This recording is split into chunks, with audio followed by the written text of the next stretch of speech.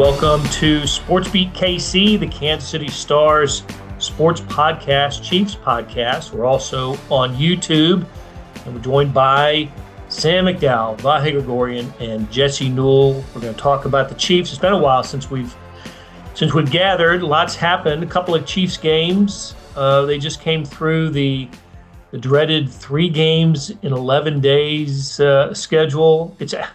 It's been a week since they've played now. I mean, it's just such a bizarre sequence of events. So much football has been played since the Chiefs have played on Christmas Day. Missouri and Kansas State have won bowl games. Been a bunch of NFL games since then. But how did I don't think that bizarre schedule could have worked out any better for the Chiefs, Vahe. What say you? Well, it's really strange because we're now on the exact opposite end of the spectrum from what we went through when they had the 3 games in 11 days, 4 in 18. Now, and by the way, if you hear any background noise, I'm at the Mini Cooper dealer. There's a little work being done. I don't think it's on my car, but are you under at a bay or something, or? I'm as far away from the bay as I can be, and yet we've got motion. But the thing that's really interesting, and this is the crux of what you're getting at, is it's not only the time frame, obviously, between the Christmas game and the Denver game.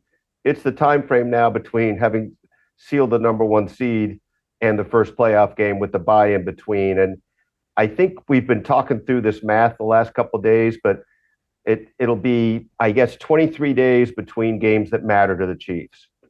And I think we've had 21 a time or two. Maybe you guys have had a chance to study it more, but this has got to be about the most time that you could ever have in this situation. Maybe there's been some scenarios where it's been a week longer, but I think that's pretty few and far between. And it poses its own dilemma, right? How do you get through 3 games in 11 days versus, now they're playing their best, and how do you stay sharp?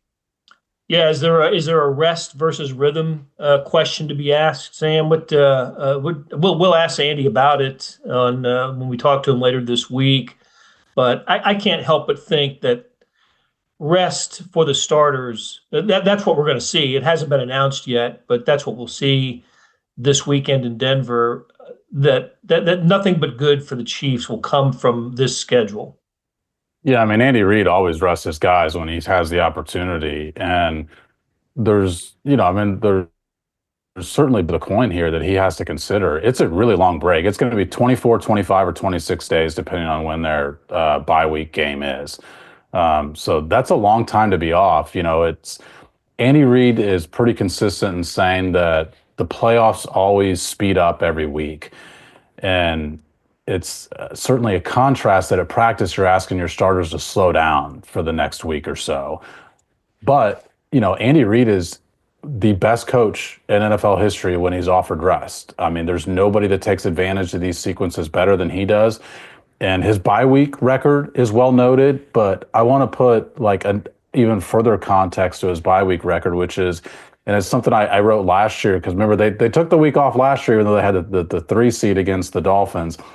When he is the only team that has rest and the other team does not, he's 29-3 in those situations. That record that's not a small sample size. There's obviously something to it. He's able to take advantage of when he's got time off.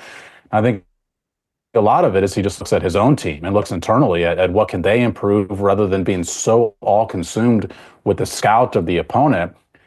And that comes at particularly interesting timing for the Chiefs, because I'm sure it's other stuff on your list today for us to get into, Blair, but they really have only had 2 weeks with this new group of offense that they've had. And so I think that this particular break can do them a lot of good in that sense. Yeah, especially on the offensive line, and then working in some players who kind of new to things with the Chiefs. That's amazing though. 29-3 when his team has rest and the opponent doesn't. I didn't know that. That's incredible. Yeah. Jeez. Well, that's an advantage. So let's it's interesting to me that we spent a lot of time talking about the possible problems of playing a condensed schedule for all the teams, but of course we're the other four teams had to do it, Chiefs being one of them. But it turns out the Chiefs have been playing some of their best ball of the season in this stretch, right? The defense was so good. It started with the game at Cleveland, continued with the Saturday game against the Houston Texans, and then the Christmas Day game against the Steelers. At Cleveland, the defense was phenomenal with the 6 takeaways and the 5 sacks. And then Patrick Mahomes was terrific in games against the Texans and Steelers. So what's going on here, Jesse? Why are the Chiefs playing their best ball right now at a time that we thought the schedule was disadvantageous to them? Yeah, well, I think Sam's hit on it really well. I think Hollywood Brown's a huge boost to them. This is sort of vision going into the year. I mean, you even add Rashee Rice, who, we kind of forget, oh, he's out for the year too. But just to think if they had all these weapons, all of a sudden this offense really opens up. And we've discussed it on this show before. Like in the NFL, pass offense is king. It beats everything. It's like the trump card. You get it, and if you're down, you win. If you are close, you win. And the Chiefs have really opened up their pass offense. I mean, they really haven't run the ball worth a flip here for a few weeks now. And it just doesn't matter if you're so good at passing. And, they did a lot of RPOs against the Steelers, and Mahomes really executed on those. Mahomes is playing at a completely different level. But to your point, Blair, I think what's so interesting now is, the second guessing that could happen, even though it probably should be first guessing from us if we're going to, because they have a lot of things to try to figure out here, which is like, at left tackle, Joe Thuney has filled in admirably as a left guard at left tackle, and Mike Caliendo has stepped in admirably as a backup. But both of those guys have their own flaws and warts when they're trying to play in these positions that they weren't supposed to at the beginning of the year. And here you have DJ Humphries potentially coming back from a hamstring injury. I asked Andy Reid earlier this week, what's your ideal scenario here? And he kind of is going to keep his options open. So it is fascinating. Like if the Chiefs struggle in their first playoff game, there's going to be a lot of things you look at and say, should they have rested guys this much? Should they not have? Should they have started DJ Humphries? Should they have started Joe Thuney? I mean, there's going to be a lot of potential second guessing that could go on. And it's sort of fascinating now because I don't know the right answers to this, but it is Andy Reid's job to look at all these scenarios and kind of figure out exactly what needs to happen and what the right decision is. And so it is a little bit dangerous there, but I do think the best scenario for the Chiefs remains that they have another left tackle and they can move their Pro Bowl left guard and Joe Thuney back to left guard. And all of a sudden, maybe they can run the football and have some more drop passing game. But in the interim, they've done a great job of adjusting to the pieces they have and really going to a quick passing RPO-based attack. And that really worked out well against the Steelers. What was the stat about Mahomes' time to throw versus, was it against the Steelers? Yeah, against the Steelers. It was the second quickest of his career. I think it was 2.3 seconds, 2.38, something like that. And it was the fastest of his NFL career. I looked up on Sports Info Solutions as well. The Chiefs dropped back and had 9 passing attempts out of run pass option plays that tied for the most of any team in the NFL this year. So those are the type of plays they went to. And again, they worked. They were taking some free yardage there, but how much can you do that? Can you do that against playoff teams? Can you do it against defenses that might be more ready for it? That's going to be the question moving forward. Forgive me if anybody got into this and I didn't see it. I don't think we did, but a moment in that Steelers game that tied this all together to me that I felt like sort of just got lost in the shuffle a little bit was Mahomes hitting Hollywood Brown on that slant when it certainly appeared to me from each angle. He was looking at the side. It was a no-look, quick release, and boom. That to me looked like an absolutely unstoppable play that they could have in their repertoire now in ways that they hadn't before. And Sam really got into the whole effect of Hollywood and Worthy and having what it opens up for everybody else. But there are moments like that, snapshots like that we just couldn't see earlier in the season. And it has to do with not just that it's Hollywood Brown himself, but that what he adds to the existing group they have. Yeah, that's the run pass option right there, Blair or Vahe. That's the if this guy crashes and you throw right behind his ear and whiz it to Hollywood Brown, who has the speed to be able to get the separation you want in that particular scenario. So yeah, that's what the Chiefs went back to over and over. And you see a lot of these out routes. I mean, Sam's highlighted this, but they've really changed how they utilize Xavier Worthy. And now they're using him so much on just basically these free routes to the outside where you're taking 5, 6, 7, 8 yards at a time if the zone defense is going to give it to you. But again, it is a little bit. This is different than what the Chiefs started the season as, and it still is kind of a limited playbook to what you want potentially. I mean, there's a certain scenario in a game you want to be able to drop back and have your left tackle and your right tackle block, so you could potentially, throw the ball downfield or utilize a bunch of different routes in the offense. And right now, the Chiefs are sort of limiting themselves in the scope of what they can do, but doing that scope very well. So it leaves you again with these questions for the playoffs, which is like, do you want to continue to do that well and try to hone in on that, or do you want to try to open up the playbook again, which is probably what you're going to need? And that's why I think this DJ Humphries game, potentially, if he's in there and can practice this week and go against Denver, it's a really big development for the course of the rest of the season. I love that play, Vahe, that you mentioned, that quick slant to Hollywood. It reminded me of Tyreek Hill type of routes and moments where he would catch a pass like that and take it, right? And 60 yards later be in the end zone. And I hadn't seen much of that in the Chiefs offense since Tyreek Hill. So that was the one play from the Steelers game that I just went, wow, that's back. That's what a great thing that could be for the Chiefs. I want to I don't push back a little bit on Jesse's assertion that the Chiefs should move Tooney back to guard and put Caliendo on the bench and bring Humphries in. And I don't want to push back's too strong a word, maybe not the right word, but is that what Andy Reid's thinking? Is that what Andy Reid thinks is the best option for the Chiefs? And does that, how does that affect the importance of the Broncos game on Sunday, in which the Chiefs are playing for nothing? Backups are going to play, and assuming that DJ Humphries' hamstring has healed, that he's going to get the bulk of the snaps. What if he plays poorly in that game? If he does play and he plays poorly, as he did in his other appearance for the Chiefs, what does that say about the future of that position, the immediate future? Well, that's why you need him to play. This is like a trial game for DJ Humphries, and their best option is not with Joe Tooney at left tackle, in my opinion. It's with having a solidified left tackle, an experienced guy who can play there. There's a reason that they got rid of the ball, the second quickest Patrick Mahomes' career. And one metric, True Media actually had it as the quickest that he's ever gotten rid of the ball in his career. Like, they knew their offensive line was an issue. Mike Caliendo, Andy Reid praised him in Monday's call. He has not played well in pass protection for the 2 weeks that he's gotten in there. Joe Tooney has been fine. It's just that fine has been a significant upgrade on what the Chiefs dealt with for the first 3 months of the season. So it seems, I think, like Joe Tooney has played at this all-pro level when he's still a left guard. He's an all-pro left guard. And there's a reason that, Jesse mentioned the running game hasn't been as good the last couple of weeks. There's a reason for it. The strength of this team was those 3 guys on the interior of the offensive line. That's gone. They separated that by moving Joe Tooney out to left tackle.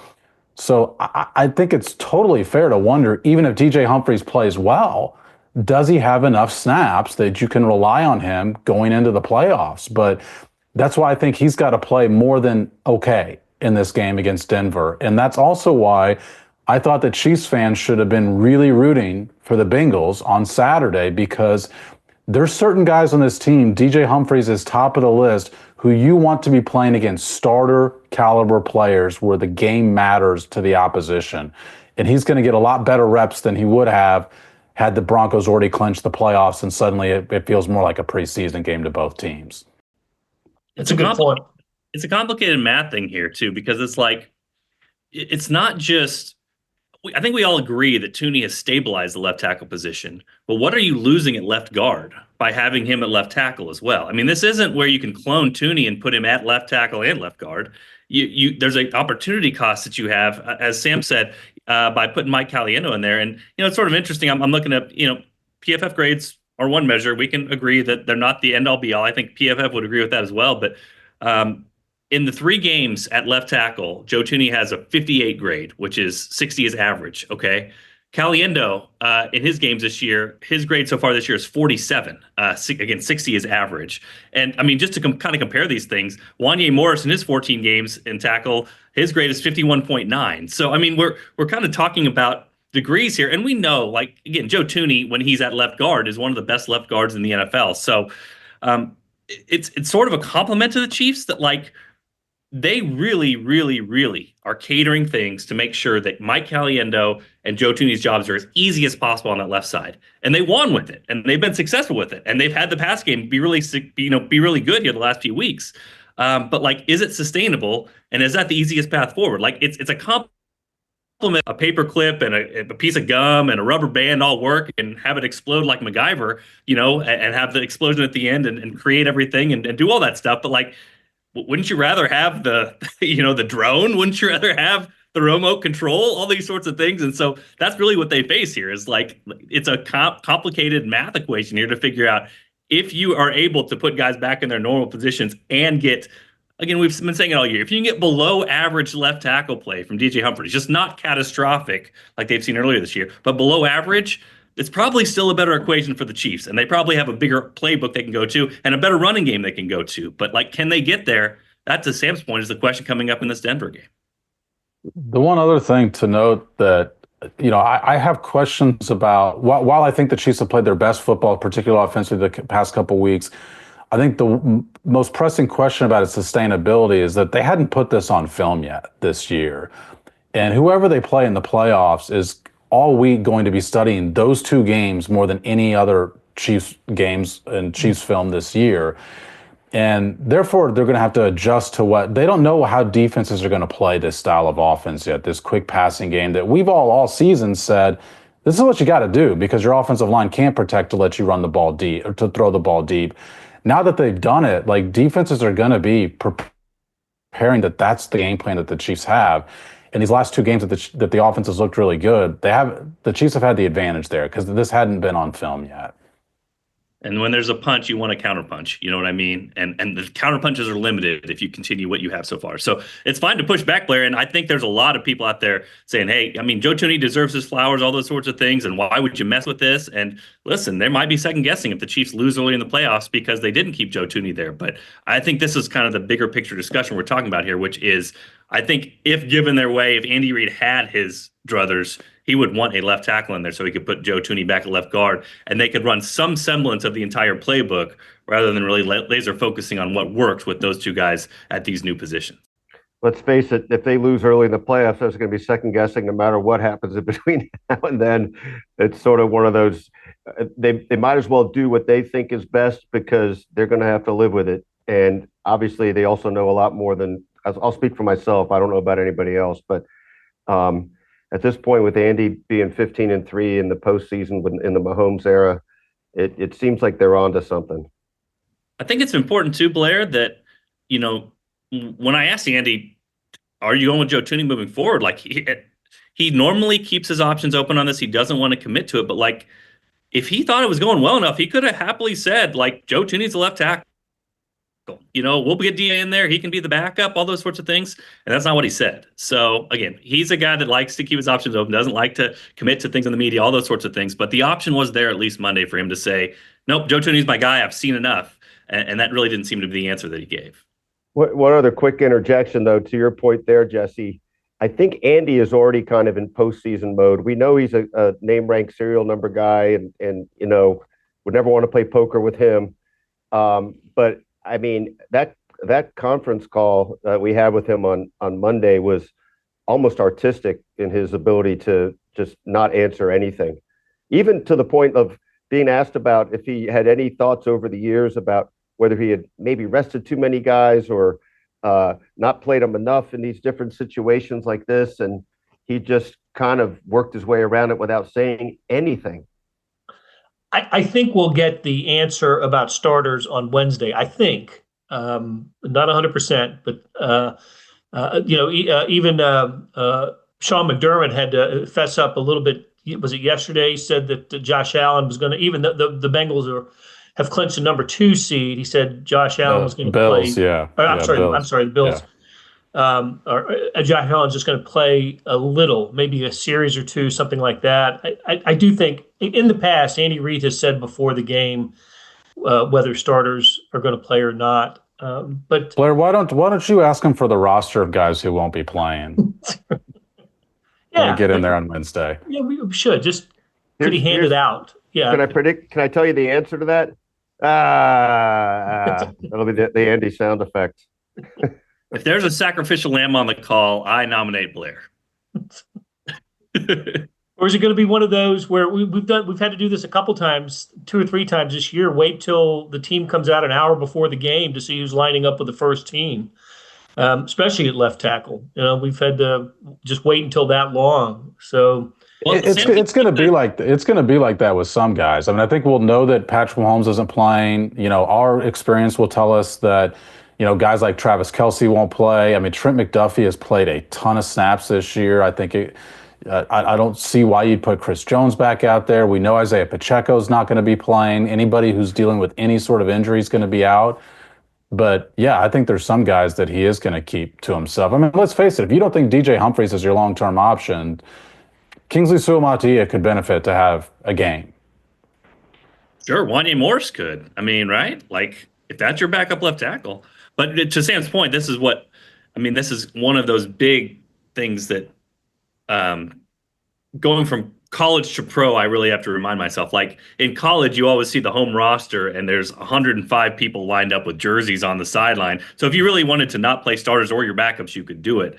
That's not the way in the NFL. I mean, you got 53 dudes. And so like you can choose to rest Travis Kelce, Patrick Mahomes, DeAndre Hopkins, the really important guys. But as we saw last year against the Chargers, like most of the Chiefs' offensive line was out there. They got to play some snaps, So a lot of these guys that even some of the household names, they're going to have to play because this is not unlimited rosters like it is in college. And look, the Broncos are playing for something. They're playing for their playoff lives. They have not been in the postseason since winning the Super Bowl for the 2015 season. They are desperate to be in the hunt in the playoffs. And in the 2 years Sean Payton has been in Denver, they've played the Chiefs tough. Beat them at Mile High last year, ending, I think it was an 8-game Chiefs winning streak in that stadium, and really outplayed them this year until that was the blocked field goal game at Arrowhead with Leo Chenal blocking the 35-yard Will Lutz field goal attempt to seal that victory for the Chiefs. I think this is a Broncos team with Bo Nix going forward that will challenge the Chiefs along with the Chargers. And the Raiders are a lost cause, but I think the Chargers and Broncos are going to be in the playoffs this year. I think they're going to be able to challenge the Chiefs going forward. They both franchises have a coach and a quarterback, right? And you haven't been able to say that about those teams in the last few years. So Denver will be playing for everything on Sunday. Just a couple of other notes before I switch topics. In these last 3 games, Chiefs +8 in turnover ratio, right? They've 8 takeaways, no giveaways. Patrick Mahomes has gone 237 pass attempts without an interception after having that issue earlier this year. He's still sitting on, is it 12 for the year, I think? He was at 12 and like 13 touchdown passes at one point, and now it's something like 26 touchdown passes and 12 picks, and it'll stay that way, right? If he doesn't play on Sunday, that'll be his regular season record. So I want to kind of wind down with this thought. Who do the Chiefs want and not want to see in the playoffs? We know they're heading there. We know they're going to play the worst remaining seed after the first weekend of games, the wild card round. Who do they not want to play, or does it matter at this point? Vahe mentioned it: 15-3 in the playoffs under Andy Reid with Patrick Mahomes. 2 road victories a year ago. For the first time, they played a playoff game on the road, True Enemy Stadium, and one at Buffalo and at Baltimore. I've been hearing things, been picking up on things this week. There might be teams that Chiefs don't want to play in the postseason. I don't know about that. What do you think? The one quick thing I'll just say is that after last season, I'm pretty convinced it doesn't matter. And Jesse and Sam both broke this down. That was an historical path to the Super Bowl. Actually, overall playoff path, right? No team. You The hardest in NFL history. Yeah, and on the road at Buffalo and Baltimore, and then the 49ers were favored, right? So I don't think it matters. I think it's the opposite. I think that anybody the Chiefs play is going to have to. They're going to have the Chiefs in their head one way or another. And I know that that's not the whole story, right? And that at some point this changes, but that's true until it isn't. Yeah, and the elephant in the room is the Chiefs can knock the Bengals out of the playoffs with the loss, and that is where a lot of the national narrative has been. But it's been a long time since the Chiefs lost to the Bengals. They've won 2 Super Bowls since they last lost to the Bengals. I think that should no longer be a thing, and they should just play this game as best suited for them. We've mentioned all the benefit they could still get out of this game, even though it means nothing to them. But when you look at their entire playoff path, there is right now the best case scenario is the most likely scenario for them, which has the Steelers and Texans playing in the first round, and the Ravens and Bills, if they hold serve, the Chiefs get the Steelers or Texans as their first game. I don't think either of those teams are any good. And the second game, they only have to play in the AFC Championship just either the Bills or the Ravens rather than playing them both. It's why this 1 seed beyond the bye was such a significant thing. Is the Ravens right now, I think, are the best team in the NFL. If they had home field advantage, I'd be picking them to the Super Bowl. The Bills are still playing really good football. I think there's a lot of legitimate questions about their defense. But those are, to me, there's 3 clear best teams in the AFC when you lump in those 2 with the Chiefs. And the advantage the Chiefs have that those others don't is you can only play one of them. You don't have to play 2 of them to get there. So I don't see any first-round matchup as overly fearsome for the Chiefs, while also recognizing this team won 6 games on the last snap of a football game. They can lose to anybody this year. So I'm not saying they won't lose. I'm just saying when you rank the matchups, those matchups would be considerably easier than having to play the Ravens or Bills in the second round. Yeah, if you're just going totally rational here, Sam, and kind of looking at some of the Vegas numbers and stuff, most of these teams that the Chiefs could play are within like 2 points of each other. So if you're trying to give yourself just the slightest of edges, you probably want to play a team like a Pittsburgh or a Denver in the first round. That would just give you a slight bit of edge over the other ones. The toughest team probably to play would be the Bengals, but as you've mentioned, and we all know here, like if the Chiefs play the Bengals, it means the Bengals will have beaten the Bills. And if the Bengals beat the Bills and knock the Bills out of the playoffs and the Chiefs don't have to play them in the playoffs, where do the Chiefs sign up for that? Because they will do that right now. You know what I mean? So, yeah, I mean, again, we're talking small margins in the playoffs. This is what happens every single year. One thing, one fumble, one pick, one whatever, it makes the difference between winning and losing. And so if you're just looking at team strength and going by that, like the Bengals are probably the toughest team the Chiefs could play in that first round. But again, they would be happy with that because the Bills would be out. And then the easiest would probably be the Steelers or the Broncos. But I thought you made a good point earlier, Blair, which is the thing that makes this a little bit more tricky for the Chiefs than other years is sometimes you can go to these games, you go, well, this team doesn't have a coach or this team doesn't have a quarterback. It's a little bit different this year with the AFC West and those teams you're looking at because Bo Nix and Sean Payton, or you're looking at Jim Harbaugh and, obviously Justin Herbert. And those 2 teams are different to me. I sense those teams differently because, as you mentioned, those 2 things are covered this year more than they have been in years past. That is, to me, the worst case scenario for me for the Chiefs is that the Chargers beat the Ravens in the first week, and then you've got to host the Chargers, a team that Justin Herbert has never feared coming into Arrowhead Stadium. So you'd have to face that team in the first round and then likely the Bills in the AFC Championship. That Chargers-Bills combo, I think, sets up, given where these seeds are most likely to fall, probably the most difficult path that the Chiefs could have. I'd agree. I would agree with Sam on that one. Yep. And I'll echo Vahe's sentiments that I think whoever the 6 other teams end up being should fear the Chiefs for sure. I mean, this is a team that's playing its best ball right now. No matter how the offensive line lines up. It is maybe a month from now, or a month and a week, 6 weeks, I guess. If I'm looking for the Super Bowl date from now, we're going to be looking back and saying this was the best of the postseason Chiefs teams as they rampage through the playoffs. Maybe. We'll see. Hey, one quick recommendation for our listeners is, if they didn't see it, to read Sam's column that brings together all of this about why Andy Reid should be Coach of the Year, considering all these crazy things the Chiefs have done and been through, with 4 starting left tackles and 3 game-winning kicks by different kickers, and just all the things that held together. Jesse made the MacGyver reference earlier. You could say that about Andy Reid and what he's had to do with some aspects of this team too. And I bring that up also in the context of, this is sort of the story that doesn't matter this week unless it becomes a Chiefs win. But this would be Andy Reid's 300th win if they win Sunday, and that's pretty rarefied air. Only 3 men have won more in NFL history, and that's a topic for another time. But Andy's going to start to become in range of Don Shula's 347 in the next couple of years if he keeps at it. Well, and that's to steal what you wrote, Blair, immediately after the Pittsburgh game. I mean, there is some meaning in this game. The Chiefs can match, as you pointed out, the most wins ever in a regular season in the NFL. The Patriots went 16-0 in 2007. Nobody else has ever gotten to 16 wins. They also could win the most games overall, regular season and playoffs combined, of any team. If they win this last game and then win the Super Bowl, nobody's ever won 19 games in a season, and they could still get there too.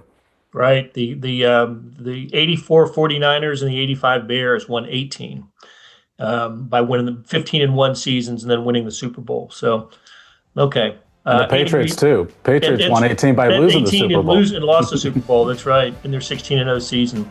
And Andy Reid's not going to get a sniff for Coach of the Year, because that's just how it rolls in Coach of the Year voting. All right, guys. Great conversation as always.